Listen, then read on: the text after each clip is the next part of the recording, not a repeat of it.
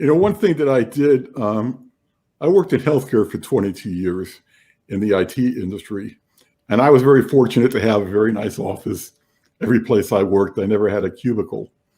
And so in order to adorn the walls in the office, back in the early 90s, I took a lot of my old games and I framed them and I hung them on the walls. And so when people would come into my office, it would be, oh, wow, look at that old board game. And we get up and I talk about it. And it was a nice conversation piece on the walls. And I would, bring in new ones every now and then. But it was kind of cool.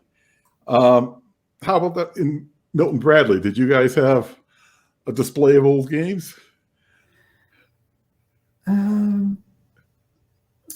Not only didn't they have a display of old games anywhere, they didn't want one. They weren't proud of them?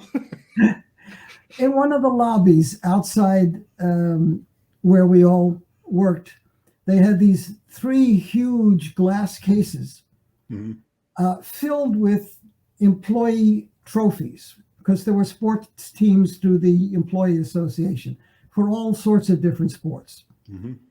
And I said, I tell you what, if you give me one of these showcases, because 3 is an awful lot. There was so many trophies there, and they all looked the same. Right. I said, you give me one cabinet, and I will fill it with old Milton Bradley games, and I will change the games every month or so. And their response was, no, thank you. We like the trophies. And that was it. Never. Because you had some great games. You had quite a collection of games back then. I'm surprised they, didn't. There wasn't an interest at the time. Everything was in. I mean, this is a company that's looking to make money. It's interesting. The only thing old in the company were some of the machinery that was used to make the boxes. Okay. They went way back, and they were very, very expensive for companies that wanted to go into the business to make a new one. And here, Bradley had all this great stuff that they'd had for decades and decades. Mm-hmm. But everything else was thinking ahead to the future, making money, making new stuff. Even the catalogs. I went in to continue my research, of course. And so there was a room that had all the catalogs. And I start looking through catalogs and, wait a minute, somebody cut this out. Somebody cut that out. It turns out that the lawyers would come in and they would take an original 1890s catalog and cut out something to use in a court case to show that Bradley owned this idea before the guy that's suing them saying that Bradley stole it in 1920. Yeah, well, here it is. We owned it in 1898. And they were just cutting up the catalogs. And I did what I could to make copies of all the catalogs, as many as I could. But I didn't have enough time. Wow. Well, let's see. We're as I mentioned at the beginning of this broadcast, this is live on the internet, on the YouTube channel. And as we've been talking, I've noticed there's been a number of comments or questions that have appeared. I thought what I do is see what kind of questions we have. Let's see. Here we have one from Suzanne. It said, which game did you enjoy developing the most?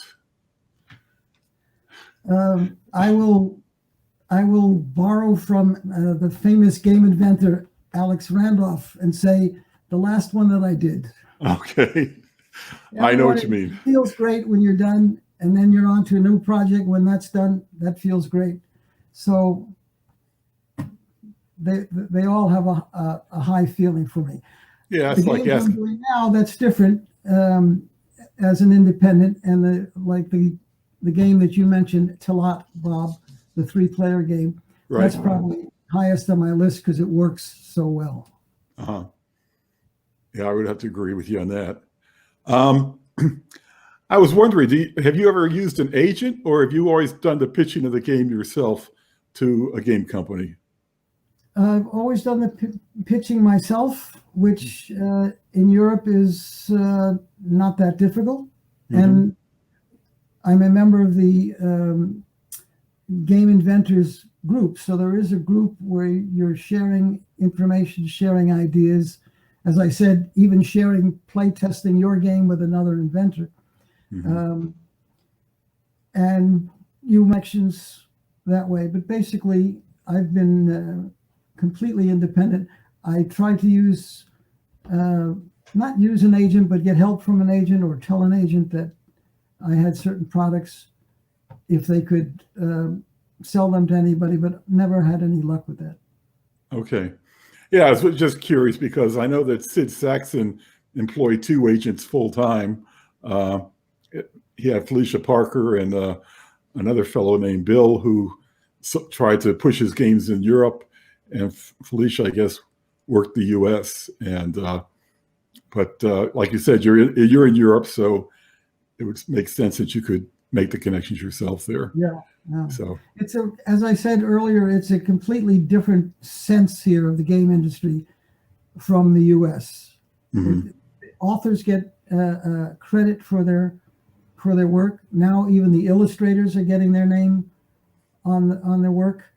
And let me tell you, some of these board games, box board games, the boxes are absolutely gorgeous here in Europe. Just amazing. It's really works of art. The French are particularly prolific with great artwork. And of course, inside the boxes too, but a lot of great box covers. Yeah, I'll have to agree with you in that. And they've been doing that high quality artwork for years over there. Right. I started collecting German games in '76 because the artwork and the components were so much nicer than what we had in this country. So, right. I think you will find that there are very few plastic pieces in the German games that you have in your collection. Yeah. Wood is to the German industry what plastic is to the mass market American industry. Mm-hmm. Okay. So let's see. Let me see if there's some other comments here. You know, people make comments and other people post questions. So I never really paid much attention to them until later in the, let's see here.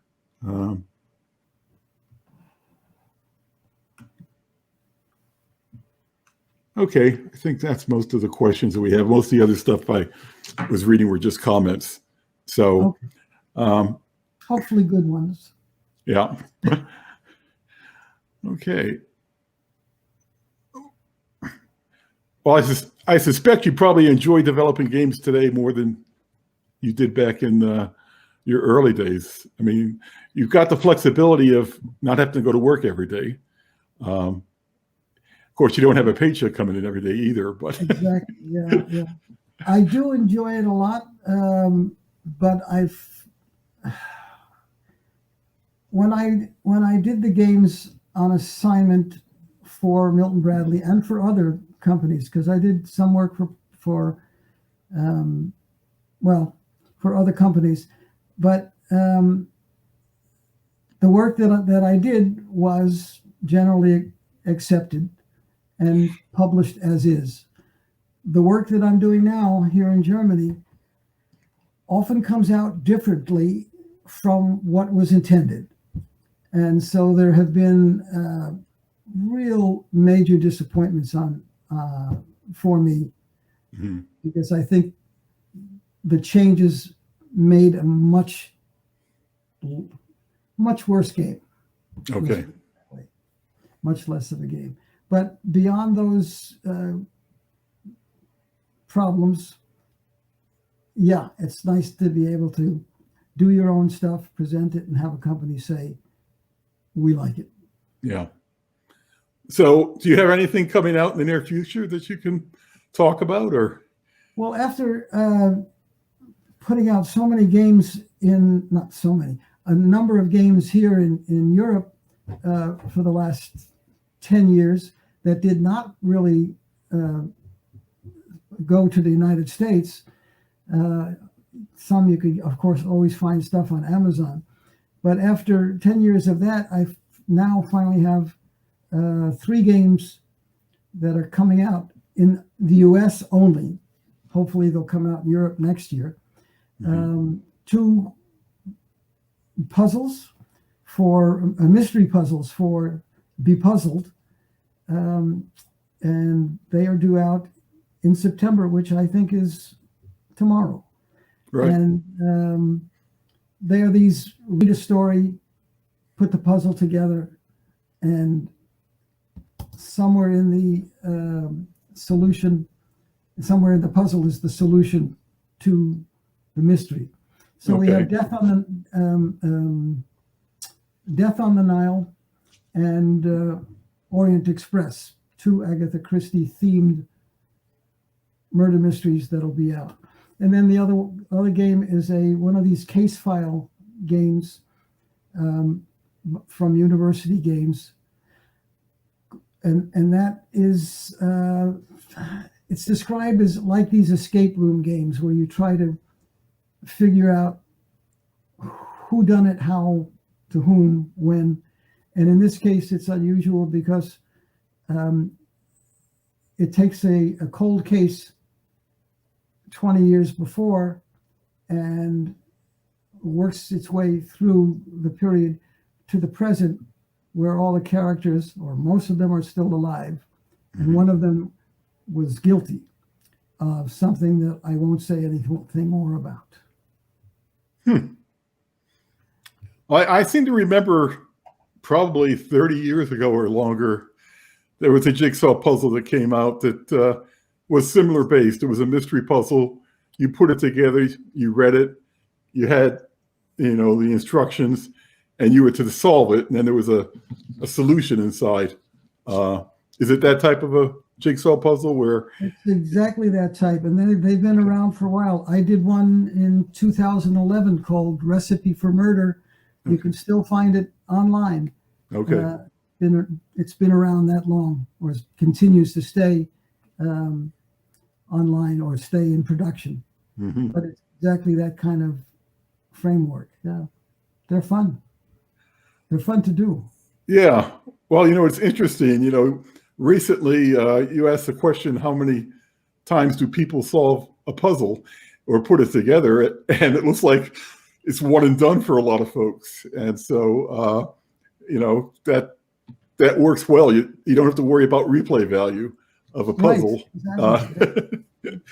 Whereas in a game, if a game is good, the first thing you want to do is play it over again. I thought it was really interesting. Yeah. The jigsaw people are like, well, I'll just record that I solved it, put it together on July 13th, 1984, and put it on the shelf. I can't imagine someone finishing a puzzle and saying, oh, that's great. Let's take it apart and put it together again right now. That's right. It's a different mindset. Puzzles in the games. Yeah. Right. Yeah. Good. Okay. All right. My voice is about gone. Well, I appreciate your, coming on board for us for the first time. We're hoping to do more of these types of interviews with other members of the AGPI and of the game community at large. And we're honored to have you be our first guest. It's a pleasure. I hope people had fun. I hope people had as much fun as I did. Yeah. Okay. Well, thanks again, Bruce. And we hope to see you soon. My pleasure. Thank you. Okay. You bet. Bye. Okay. Bye-bye. If you enjoyed this video, be sure to check out the AGPI website located at gamesandpuzzles.org. On this site, you'll find over 30 years of publications in flipbook format. In addition, be sure to subscribe to the AGPI YouTube channel and click on the bell to receive automatic notifications of the upcoming videos. Thanks again for joining us, and we'll see you next time.